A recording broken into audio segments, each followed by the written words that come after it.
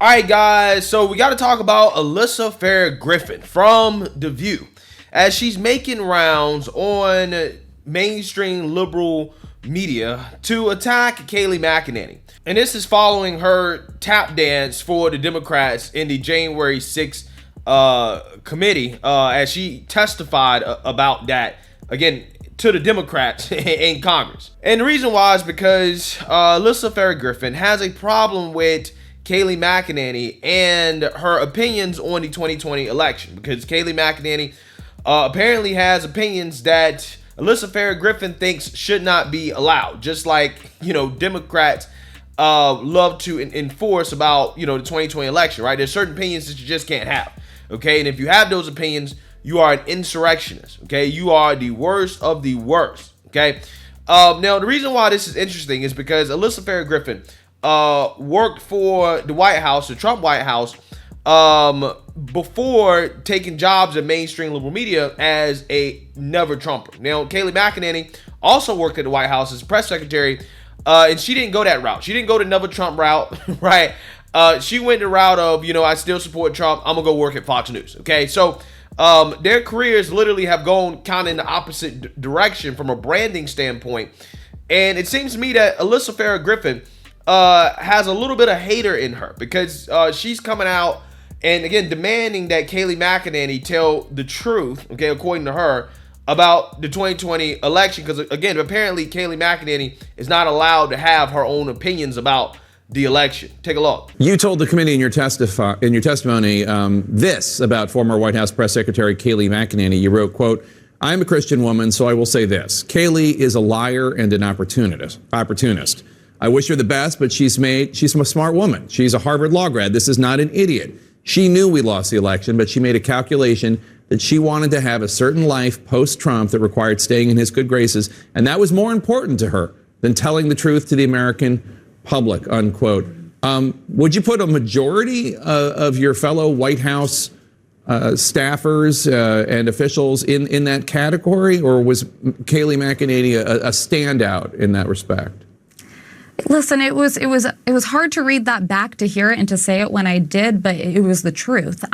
Listen, silence is one thing. People who are in the White House not themselves speaking up against the election lies, that's shameful. It's not a good thing, but it is far worse to amplify the lies that led to January 6th and that have taken hold in this country in such a dangerous way. So I hold those who push those lies, especially who I believe knew better, in a different category than those who merely remain silent. And something I keep going back to and just kind of reflecting, 2 years after the fact of January 6th, is if doing the right thing was easy, more people would do it. But so many people sat on the sidelines and just decided someone else might speak out and do the right thing. Someone else might step in and stop this violence in real time.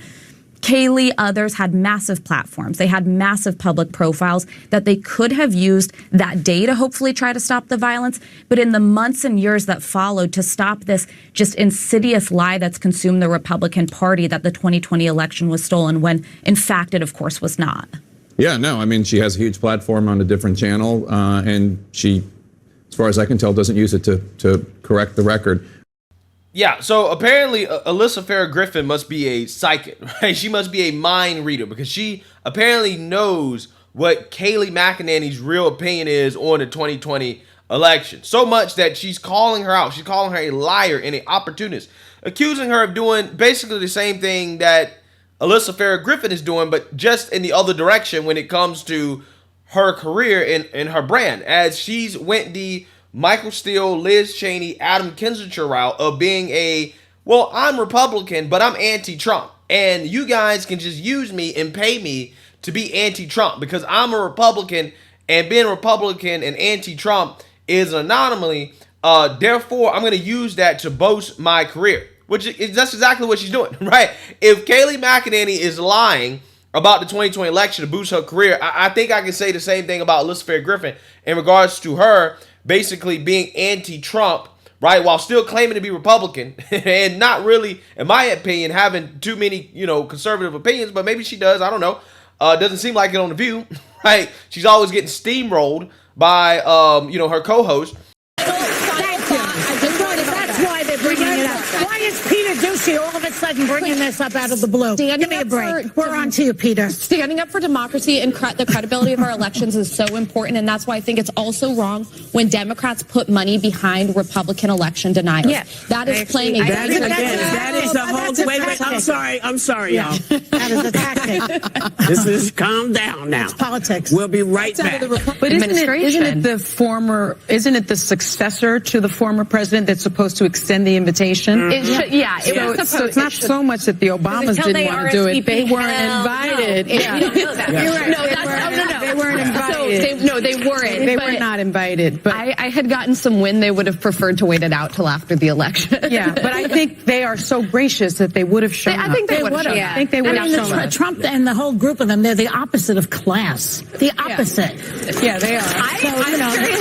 It's predictable that they would behave the way they did. I think it was everyone has a right to vote and to be represented, and there's no really more your party doesn't really do that either, because it's not one person, one vote. It's the electoral college. But isn't there not really any more direct representation than your state representatives? You elect them to represent your viewpoints. We did, and they made a law, and now y'all went around and decided because your religious fervor got you crazy and decided that listen, I believe in life. I'm not anti-life. Right. I've never been anti-life. I am anti-people putting their fingers in other people's business of who they love and how they love.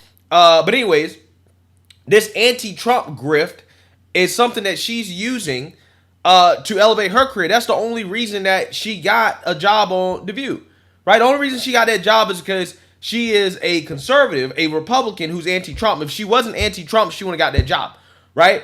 She could be a conservative Republican and remain silent and say nothing, right? But no. She didn't choose that route. She chose to literally be vocally against Trump because she knows that there is a lane for that in mainstream liberal media, right? She will be on CNN. She's going to be on The View. She's going to be on all these liberal media outlets, right? She's going to be one of the good ones, okay?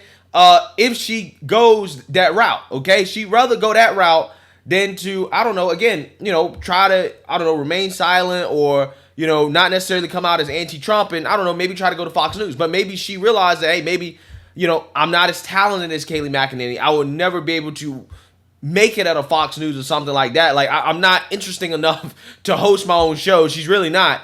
If you think about it, she's not interesting enough at all to host her own show. So therefore, I'm just going to make a career out of, being another Trump Republican, right? Which is, again, what a lot of these people are doing. That is as much of a grift as the whole, election stuff. Which, again, it blows my mind because she goes harder on Trump supporters, right, for their opinions about the 2020 election and Democrats who basically falsely claimed that the 2016 election was stolen and spent millions of taxpayer dollars investigating.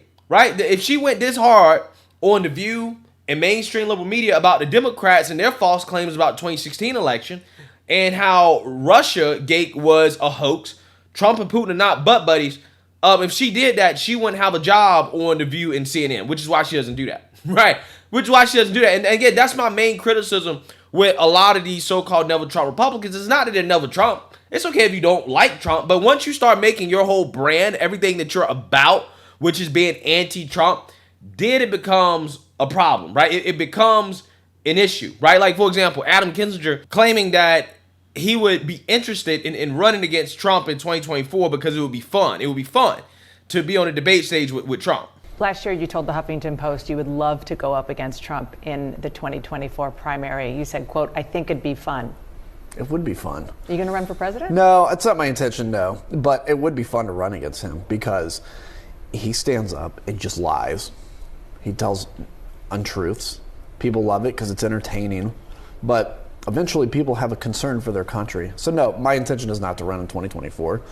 But it would be fun. It would be fun to stand on a stage with Donald Trump and actually tell the truth, because when he's on a stage, it's nothing but lies that come out.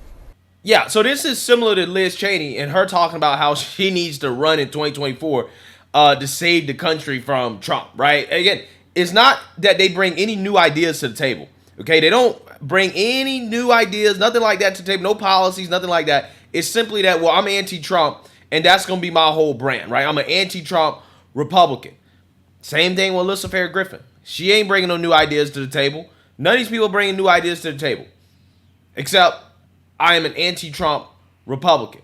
And the reality is that these people would not be on these mainstream liberal outlets. They would not have the career opportunities that they have unless they took this route. Because CNN, The View, none of them are actually interested in conservative opinions. They're not interested in Republican policy positions.